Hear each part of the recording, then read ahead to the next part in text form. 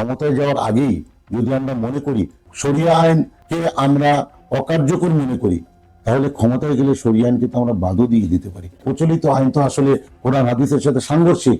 আপনারা যেভাবে শরিয়া বাস্তবায়ন করতে চাচ্ছেন, এখানে জামায়াতের সঙ্গে আপনাদের পার্থক্যটা কোন জায়গায় আপনাদের? দেখেন, আমাদের বিশ্বাস এবং আকীদা, ইসলাম শব্দটা যাদের সাথে আছে তার ইসলামের মূলনীতিকে কখনো অস্বীকার করতে পারে না। খেলাফত মজলিস বলেন, খেলাফত শব্দটা আছে। ইসলামী আন্দোলন বলেন, ইসলাম শব্দটা আছে। জামায়াতে ইসলাম বলেন, ইসলাম শব্দটা আছে।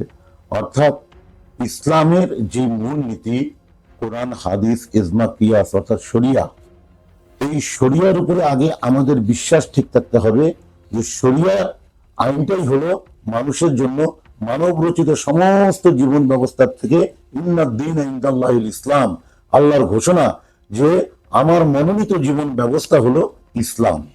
কথা ঠিক কিনা? তা কাজেই আল্লাহ যেটাকে মনোনীত জীবন ব্যবস্থা বলেছেন সেটা হলো সর্বোত্তম। কাজেই শরিয়া ভিত্তিক জীবন ব্যবস্থা হলো প্রতিটি নারী, শিশু, যুবক, দেশপ্রেমে উদ্বুদ্ধ সমস্ত কিছুর জন্য এটাই হলো সবচেয়ে কল্যাণময় জীবন ব্যবস্থা। কাজেই এই ইনসাফময় এবং নিরাপদ জীবন ব্যবস্থা জাতিকে উপহার দিতে পারলে সেই জাতিটা নিজের পায়ে দাঁড়ায় যাবে, সেই জাতিটা মাথা উঁচু করে দাঁড়াবে, সমস্ত আধিপত্যবাদ মুক্ত হয়ে তারা মাথা উঁচু করে দাঁড়াতে পারবে। কাজে শরিয়াকে কোনোভাবেই অস্বীকার করার কোনো সুযোগ নেই। আমরা জামায়াতকে অস্বীকার? আমি বলি, আপনারা দেখেছেন যে কিছুদিন আগে যে জায়গাটায় আমাদের এই জোট ভেঙে যাওয়ার পিছনে সিদ্ধান্ত নিতে কেন্দ্রীয় নেতৃবৃন্দ বাধ্য হয়েছেন, আপনার মুখপাত্রের আমাদের সাংবাদিক সম্মেলনে আপনি শুনতে পেরেছেন। তিনি বলেছেন যে যেদিন বাংলাদেশ জামায়াতে ইসলামের আমির একটি খ্রিস্টান সম্প্রদায়ের অনুষ্ঠানে গিয়েছিলেন, সেখানকার খ্রিস্টান সম্প্রদায়ের যিনি নেতা ছিলেন তার সামনে কিন্তু তিনি বক্তব্য দিয়েছিলেন যে আমরা জামায়াতে ইসলামের সাথে আমরা কথা বলেছি, তারা ক্ষমতায় গেলে শরিয়া আইন বাস্তবায়ন করবে না মর্মে আমরা আশ্বস্ত হয়েছি। যখন তিনি এই কথা বললেন, যদি তিনি এই কথা না বলে থাকেন, উনি তো একটা প্রতিবাদ দেন নাই বা উনি তো তখন সেটা বিরোধিতাও করেন নাই। আমার প্রশ্নটা একটু আমাকে শেষ করতে দেন, আমি সংক্ষেপে 1 মিনিটই শেষ করব। তা তখন আমাদের মনে একটা সন্দেহ তৈরি হয়েছে, ক্ষমতায় যাওয়ার আগেই যদি আমরা মনে করি শরিয়া আইন বাস্তবায়ন করতে, শরিয়া আইনকে আমরা অকার্যকর মনে করি, তাহলে ক্ষমতায় গেলে শরিয়া আইনকে তো আমরা বাদও দিয়ে দিতে পারি। আমি ছোট্ট করে একটু কারেকশন করি। জি, জি। এখানে আপনি যেটা বললেন যে কারেকশন করেনি, ওই সংবাদ সম্মেলনেই যিনি জামায়াতের যে নেতা ছিলেন উনি তাৎক্ষণিকভাবে পরে এসে এতটুকু বলেছেন যে আমাদের জামায়াতের আমির বলেছেন যে বিদ্যমান আইন আমাদের জন্য যথেষ্ট, এই বিষয়টা উনি বলেছেন। আচ্ছা ভাই বলেন, এই জিনিসটা কি যদি বিদ্যমান আইন আমাদের জন্য যথেষ্ট হতো, তাহলে আজকে আমাদের বিচারালয় যে আইনগুলো চলতেছে সব ব্রিটিশ রচিত আইন। এখানে মানুষের উপরে যে জুলুম হচ্ছে, বেইনসাফ হচ্ছে, নারী মনে করেন নারী স্বাধীনতার আইন করতে গিয়ে পুরুষরা অনেক নির্যাতিত হয়ে যাচ্ছে, আবার পুরুষ শাসিত সমাজের জন্য যে আইনটা প্রয়োজন সেখানে নারীরা নির্যাতিতা হচ্ছে। আমাদের ইপটিজিং সব যে বিভিন্ন বিষয়গুলো আছে, বিদ্যমান প্রচলিত আইন, এই বিদ্যমান প্রচলিত আইন এটা তো মানুষের জন্য কল্যাণময় নয়। এই বিদ্যমান প্রচলিত আইনেই আমাদের গুম হয়েছে, আমাদের ফ্যাসিস্ট তৈরি হয়েছে, 54 বছর থেকে আমাদের দেশের অর্থ পাচার হয়েছে, তাদের কোনো বিচার কি আজ পর্যন্ত হয়েছে? যে রাষ্ট্রনায়করা দুর্নীতি করেছে তারাই আবার বীর দর্পে শাসন করেছে। কথা ঠিক কিনা?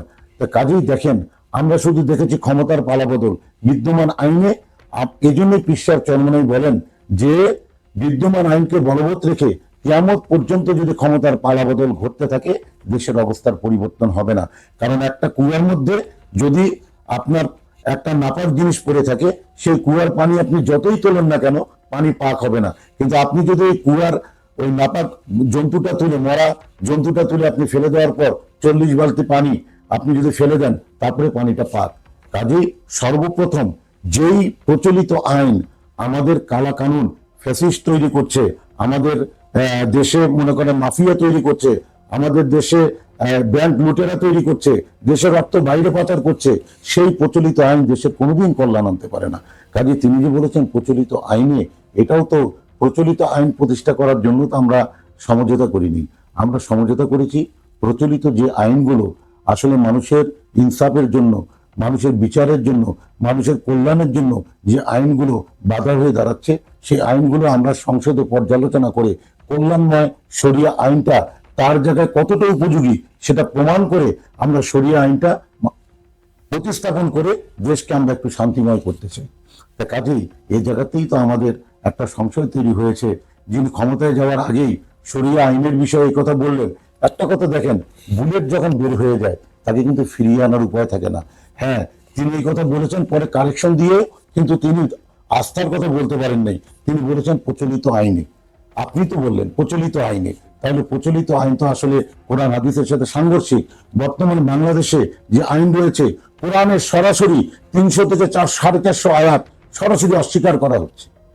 তো কোরআনের যে আয়াতগুলোকে আমাদের বর্তমান সংবিধানে অস্বীকার করা হচ্ছে, সে জায়গাটুকুকে তো অন্তত আমাদের আল্লাহ এবং আল্লাহর রসুলের উপরে যে তহমত আমাদের আইন দ্বারা প্রতিস্থাপন করা হয়েছে, আমরা যারা মুসলমান, আমরা যারা ইসলাম নিয়ে কবরে যেতে চাই, আমাদের চেষ্টাটুকু জারি রাখতে হবে সেই ধোঁকার থেকে, বা যে আমাদের জনগণকে যে অন্ধকার জগতে রাখা হয়েছে সে অন্ধকারের পর্দাটা ফাঁস করে ইসলামের কল্যাণের রাস্তা তাদেরকে দেখানো।